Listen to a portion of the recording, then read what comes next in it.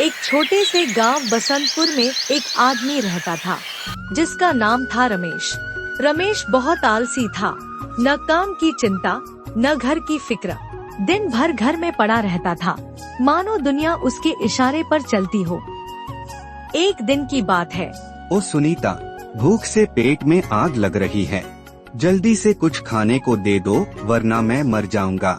कहाँ से लाऊं? घर में एक दाना भी नहीं बचा। तुम दिन भर पड़े रहते हो, कुछ कमाओ तो खाना आएगा। मेरे पास जादू की छड़ी थोड़े ही है। अरे कल मैंने कोठरी में थोड़ा सा आटा देखा था, वही से कुछ बना दो न। वो आटा सुबह मैंने रोटी बना कर खा लिया। अब कुछ चाहिए तो बाहर जाओ, कमाई करो। यूं ही पड़े रहने से घर नहीं चलता। अरे सुनीता, मैं जब चाहूँ काम ढूंढ लूंगा। तुम इतनी फिक्र क्यों करती हो? दुनिया मेरे लिए रुकी हुई है। फिक्र न करूँ तो क्या करूँ? घर में खाने को एक चम्मच दाल तक नहीं बची। बच्चे भूखे बैठे हैं और तुम्हें परवाह ही नहीं। रमेश मजबूरी में घर से बाहर निकला। उसे लगा कि अब कुछ दिन काम करना ही पड़ेगा वरना भूखा मर जाएगा। वह गांव की एक छोटी दुकान की ओर चल पड़ा। भाई साहब, कोई छोटा मोटा काम मिलेगा क्या? कुछ पैसे चाहिए घर के लिए। नहीं रमेश, यहाँ अभी कोई काम नहीं है, अगले हफ्ते आना, शायद कुछ हो। रमेश निराश होकर आगे बढ़ने लगा। तभी एक आदमी ने उसे रोका। उसका नाम था हरी। हरी ने रमेश को एक तरफ ले जाकर बात शुरू की। सुनो रमेश, तुम्हें काम चाहिए ना? मेरे लिए एक खास काम करोगे? हाँ हाँ, जरूर करूँगा। बताओ क्या करना है? कुछ भी कर लूँगा।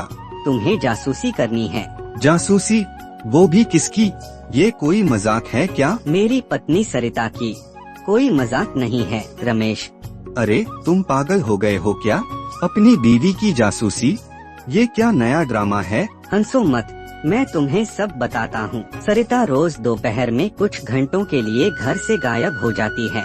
मुझे नहीं पता वो कहाँ जाती है, क्या करती है। घर में मेरे बूढ़े माँ बाप हैं, इसलिए मैं शोर शराबा नहीं करना चाहता। तुम चुपचाप पता लगाओ कि वो कहाँ जाती है, कहीं कोई गड़बड़ तो नहीं। नहीं भाई, ये गलत बात है, मैं ऐसा नहीं कर सकता। सोच लो रमेश, जितने दिन ये काम करोगे रोज 100 रुपए दूंगा। तुम नहीं करोगे तो कोई और करेगा। इस गांव में काम की कमी नहीं और न ही काम करने वालों की। अम्मा, बात तो सही है, मैं न करूँगा तो कोई और कर लेगा, और 100 रुपए भी कम नहीं है। ठीक है, मैं करूँगा, लेकिन पहले एक दिन की मजदूरी दे दो, भरोसा तो बन जाए। ये लो, बस काम ईमानदारी से करना और मुझे सब सच सच बताना। कुछ छुपाया तो समझ लेना। रमेश के चेहरे पर मुस्कान फैल गई। 100 रुपए हाथ में थामे वह घर की ओर चल पड़ा। उसकी चाल में एक नई उमंग थी, जैसे उसने कोई बड़ा कारनामा कर दिखाया हो। घर पहुंचते ही उसने सुनीता को पुकारा। ओ सुनीता, देखो तो ये लो। ये क्या दे रहे हो? कहाँ से आए ये? अरे देख तो सही, पूरे 100 रुपए लाया हूँ। आज का दिन शुभ रहा। इतने सारे रुपए, कहीं चोरी तो नहीं की या किसी से उधार लिया? सच बताओ, नहीं तो ये पैसे मुझे नहीं चाहिए। उधार के पैसे से ब्याज का बोझ बढ़ेगा। अरे नहीं, ये मेहनत की कमाई है। मुझे एक काम मिला है, रोज 100 रुपए मिलेंगे। सच में? रोज के 100 रुपए? भगवान करे ये काम चलता रहे। आज तो पहली बार तुमने पूरी कमाई मेरे हाथ में रख दी। अगले दिन रमेश हरी के घर के पास पहुंचा। सरिता बाहर निकली और एक आदमी के साथ चल पड़ी। भैया, आज काम ज्यादा था, गर्मी भी बहुत है, यहाँ ज्यादा देर रुकना ठीक नहीं। चलो जल्दी, कहीं कोई देख न ले। रमेश ने उनका पीछा शुरू किया।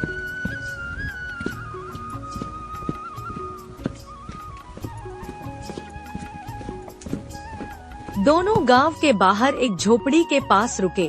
सरिता अंदर चली गई। रमेश पास पहुंचा और छिपकर देखने लगा। दीदी जल्दी करो, मैं यहीं इंतजार कर रहा हूँ। ये क्या माजरा है? अंदर कौन है? कुछ दिख तो रहा नहीं। रमेश झोपड़ी के पास गया, लेकिन उस आदमी ने उसे देख लिया।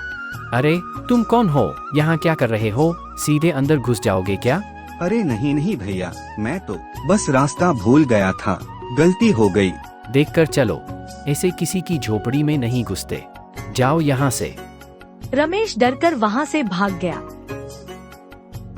रात को वह हरी की दुकान पर पहुँचा। आओ रमेश, बैठो। बताओ क्या पता चला, कुछ देखा? अरे पहले मेरी मजदूरी तो दो, फिर सब बताऊंगा। ये लो तुम्हारे 100 रुपए। अब बोलो क्या हुआ? सरिता आज उस आदमी के साथ गांव के बाहर झोपड़ी में गई थी। 2 घंटे बाद वापस लौटी। ये तो मुझे भी पता है। और कुछ खास देखा? हाँ, उसने उस आदमी से कहा था, जल्दी चलो, कहीं किसी को शक न हो जाए। मैंने ठीक से सुना। उसने ऐसा कहा, इसका मतलब कुछ गड़बड़ है। और पता करो रमेश, मुझे पूरा सच चाहिए। रमेश खुश होकर घर लौटा और सुनीता को पैसे दिए। अगले दिन वह फिर सरिता का पीछा करने लगा। सरिता झोपड़ी में गई। रमेश खिड़की से झांकने की कोशिश करने लगा। सरिता ने किसी को खाना और पैसे दिए। तभी रमेश का पैर फिसला और वह गिर पड़ा। शोर सुनकर वह आदमी बाहर आया। रमेश भागकर हरी के पास पहुंचा।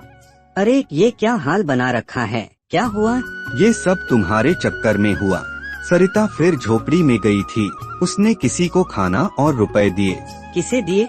कौन था वो? कुछ पहचाना? चेहरा तो नहीं दिखा, पर एक हाथ दिखा। वो पुरुष का हाथ था, ये पक्का है। भगवान, ये क्या हो रहा है? कल फिर जाना और पूरा पता लगाना। हरी गुस्से और चिंता से भरा घर लौटा।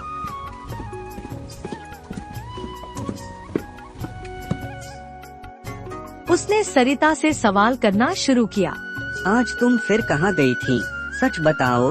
माँ सो रही है, ऊंची आवाज मत करो।